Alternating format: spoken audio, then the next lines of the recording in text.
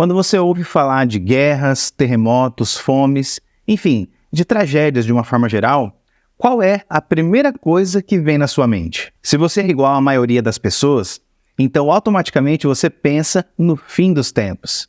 Mas será que essa forma de pensar é biblicamente correta? No Sermão do Monte, Jesus apresenta um retrato bastante claro a respeito do que haveria de acontecer em Jerusalém no fim da Antiga Aliança. O Sermão do Monte tem tudo a ver com os 4 cavaleiros de Apocalipse 6. Por isso, nesse vídeo, eu quero te apresentar o entendimento preterista a respeito dos 4 cavaleiros de Apocalipse.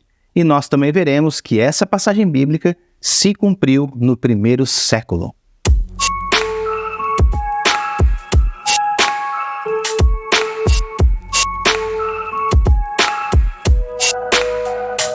No início do capítulo 6 de Apocalipse, temos 4 selos que são abertos e 4 cavalos que se apresentam.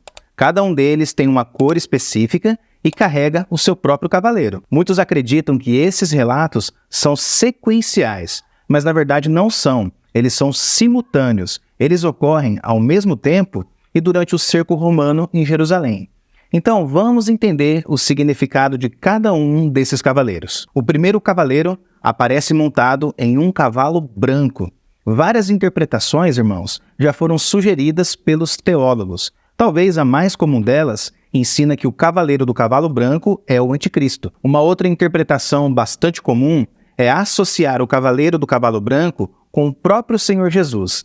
Dizem, por exemplo, que a coroa na cabeça do cavaleiro simboliza vitória e que a cor branca do cavalo simboliza pureza, ou seja, são características bem próprias da pessoa de Jesus. Pode parecer tentador você pensar que seja Cristo o cavaleiro do cavalo branco, mas nós entendemos que o texto não se refere a ele. O entendimento preterista, que aliás não é um entendimento unânime nesse ponto, acredita que o cavaleiro do cavalo branco representa o general romano Tito Flávio Vespasiano. Isso porque, obedecendo às ordens do imperador Nero César, o Vespasiano foi quem deu início à guerra judaico-romana que destruiu Jerusalém. Dessa forma, assim como Deus usou o rei Ciro lá no Antigo Testamento e até o chamou de meu ungido, ele também usou Vespasiano para executar o juízo contra a Cidade Santa. O segundo cavaleiro aparece montado em um cavalo vermelho. A cor vermelha, irmãos, simboliza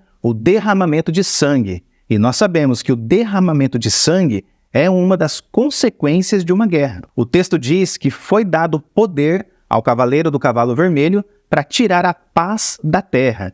Isso indica o fim da Pax Romana, um período de grande paz que marcou o Império Romano naquela época. Então, o texto está dizendo para nós que essa paz que marcou o Império Romano chegaria ao fim. Além disso, quando o texto diz que a paz seria retirada da terra, a palavra terra aqui não se refere ao planeta Terra, como muita gente pensa de maneira equivocada, mas se refere à terra de Israel. Você não pode esquecer, meu irmão, que o juízo de Deus é direcionado aos judeus do século I e não aos habitantes do mundo todo. O cavaleiro do cavalo vermelho também recebeu uma grande espada, e através dessa espada ele causa um tremendo estrago. E de fato, quando nós olhamos para a história, nós vemos que isso realmente aconteceu. A guerra civil dentro de Jerusalém, ali durante o cerco romano, levou à destruição da Cidade Santa e matou mais de 1 milhão de judeus. O historiador Josefo estima que aproximadamente 1.100.000 judeus foram mortos nessa guerra. O terceiro cavaleiro aparece montado em um cavalo preto e ele traz fome e escassez sobre a população. Note que esse cavalo carrega uma balança na mão, e isso simboliza o racionamento de comida devido aos preços exorbitantes.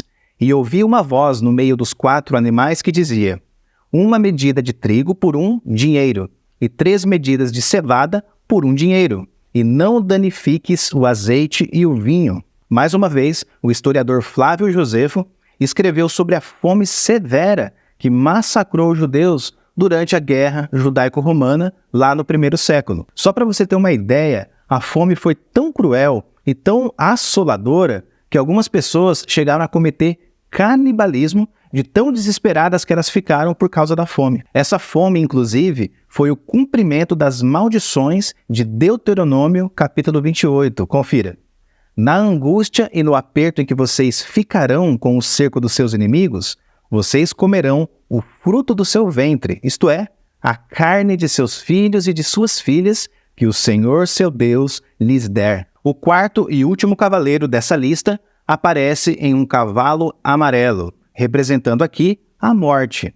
Diz o texto que esse cavaleiro é seguido pelo Hades, e isso simboliza a sepultura e a morada dos mortos. O quarto cavaleiro cumpre as maldições de Deus contra Israel pelo fato da nação ter quebrado a aliança com o Senhor. Sendo assim, para fechar esse ponto aqui, na visão preterista, os 4 cavaleiros de Apocalipse representam o julgamento de Deus contra Israel no primeiro século. Cada cavaleiro apresenta o mesmo acontecimento, que é a guerra judaico-romana.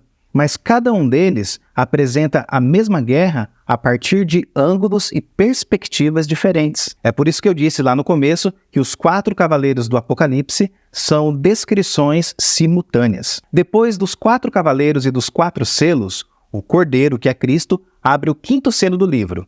E João vê debaixo do altar as almas daqueles que foram mortos por amor da palavra de Deus e por amor do testemunho que deram. Essas almas representam os mártires cristãos que foram mortos por causa da fé.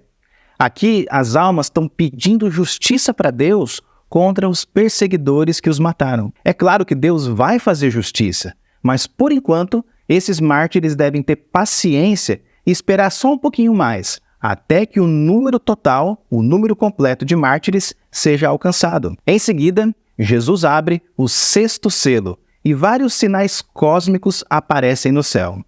E havendo aberto o 6º selo, olhei, e eis que houve um grande tremor de terra, e o sol tornou-se negro como saco de cilício, e a lua tornou-se como sangue, e as estrelas do céu caíram sobre a terra, como quando a figueira lança de si os seus figos verdes, abalada por um vento forte.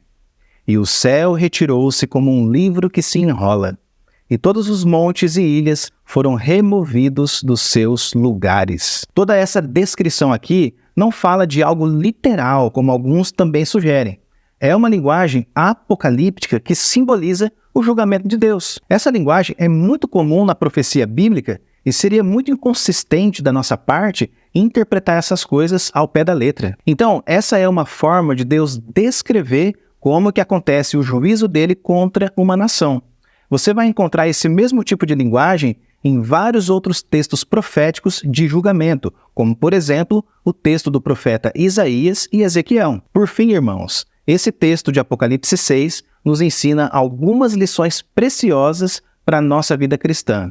Em primeiro lugar, Deus é um Deus que executa a sua justiça de maneira imparcial. Quebrar os preceitos da palavra do Senhor só vai nos trazer prejuízos e consequências amargas. Em segundo lugar, reconheça que Deus não é passivo em relação aos acontecimentos da história. A verdade é que Deus utiliza até mesmo governantes e nações ímpias para que eles façam cumprir a sua vontade soberana. Deus fez isso no passado com o rei Ciro, como foi mencionado aqui. Fez também com Vespasiano, que foi o líder, o general do exército romano. E Deus continua fazendo a mesma coisa atualmente. E em terceiro lugar, quando você estiver enfrentando uma situação de injustiça, não perca a sua esperança. Continue confiando que Deus vai trazer a vindicação no tempo apropriado. Se você gostou desse vídeo e quer aprender mais sobre as interpretações preteristas de Apocalipse,